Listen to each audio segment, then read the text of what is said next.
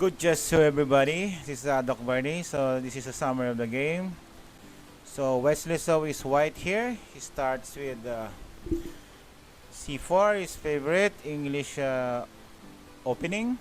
F6, D4, C6, C3, D5, F3.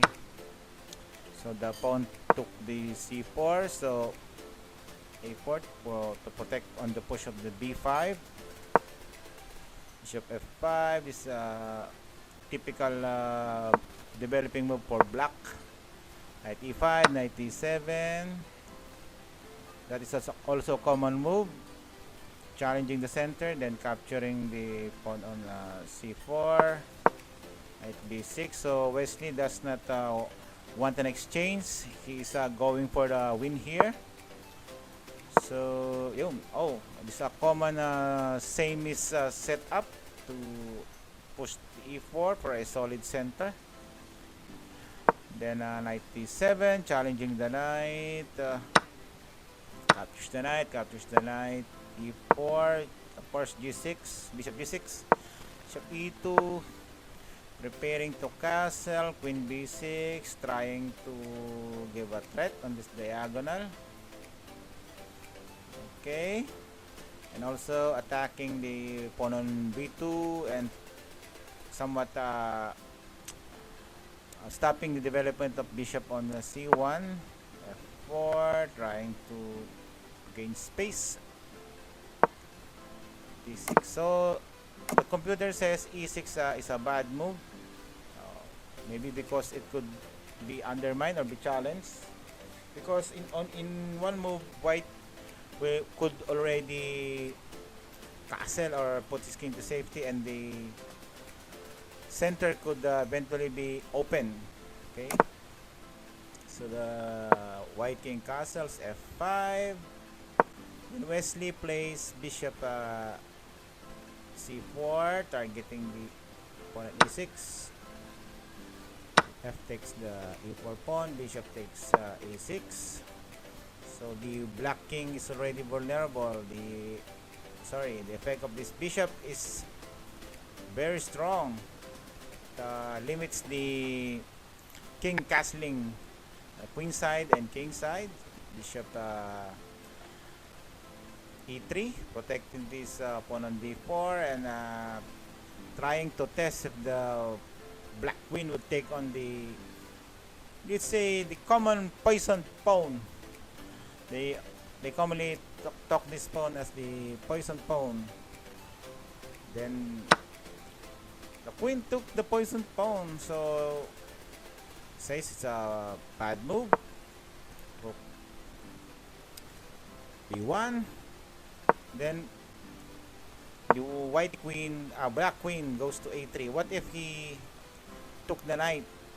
If he took the knight, then it's Rook B3. The queen is captured. So he went to A3. Then Wesley played F5. Bishop F7. Of course, take the pawn for the tempo on capturing also this.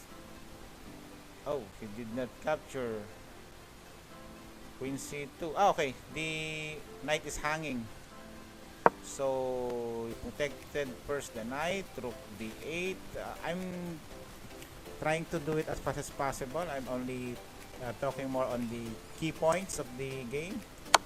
So Rook takes the B7 pawn, giving a check and an attack on F7. So the analysis of the computer says it's plus 2.65. So Wesley has a winning position already in here. So bishop E7, of course, because the king is already exposed, and 3-5. Even though black has an extra pawn, his king is exposed. So Wesley has the advantage. Bishop C1, trying to harass the queen. Queen goes back to D6. Queen B3, check. Check. Oh, sorry. Check on the king. The king goes to E8. Of course, the king should go to a safer square. Then knight g4, giving a threat. one move checkmate.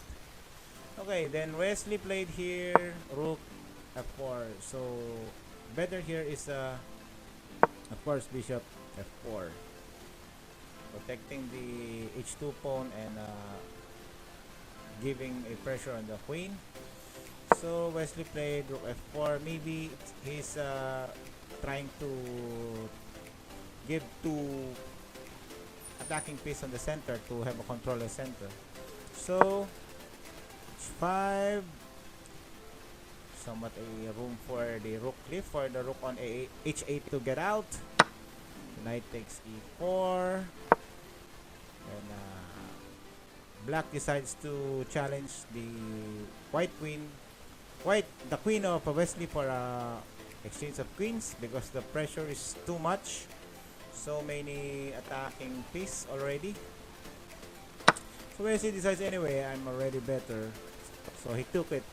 Okay, then rook takes d5, of course h3 to protect from back rank, because of this knight is protecting this h2 and f2. So the rook takes the d4 pawn. What if Wesley took the knight? There is a open check, and also there's a threat of the rook on g1. So Wesley decides to have a discovery check to call that simplify. Anyway, after the exchange, he's already winning. Then bishop takes f6, rook takes d4, bishop takes d4, and that is the winning move. Wesley is already an exchange up. Rook and bishop versus bishop and knight. Okay, so the knight checks on f2, king h2, knight d3, bishop d4, eyeing on this one, the a5 pawn. The only problem for Wesley is the c5 pawn, because it could go to c1 and promote. The problem for him is the rook cannot go back and help the bishop. Okay, so goes on, king g3, c4, bishop takes a5, bishop f6. So now this is the mad move. The computer suggests it should be rook takes h5. What is the reason for that? Because in the after few moves, this pawn could give a big threat on queening. You will see later what is the reason for that. So rook a8, bad move. Bishop c3, check on the king. Rook a6 check. So now Wesley has no more choice but to take on the bishop, because the pawn is moving so fast. Okay, so of course he will not take on the bishop first, because the rook cannot go back and help on the queening or stop the queening pawn. So of course bishop d2, then g takes f6. So now we are in about an equal position, because this pawn is in one move is already going to promote. This pawn going on a8 is protected and can be captured by this king. Okay, so the play goes on.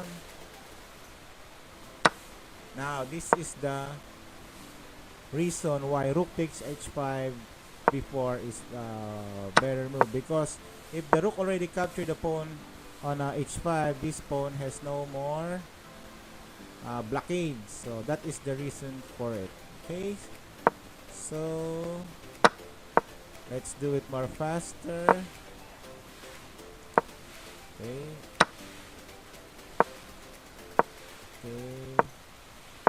so now the plan for West is so simple. The bishop should not be blocked on protecting this pawn on c1.